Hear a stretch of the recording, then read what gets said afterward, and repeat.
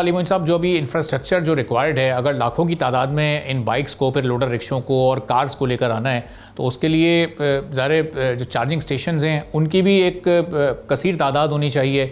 हर कुछ फासले पर वो स्टेशंस मौजूद होने चाहिए। अभी तो वो भी हमें कहीं नज़र नहीं आ रहा पूरा इंफ्रास्ट्रक्चर।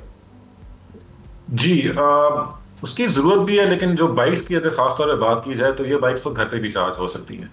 अच्छा। अब सवाल ये है कि अगर इनको घर पे चार्ज करेंगे तो एक दिन में कितनी रेंज देंगी। अगर तो ये 50-60 किलोमीटर की जो कि एक एवरेज रेंज होती है एक बैटरी की, एक लिथियम आयरन फॉस्फेट बैटरी अगर लगी हो तो वो पर चार्ज अगर 2 किलोवाट की बैटरी तो 60-70 किलोमीटर रेंज देती है।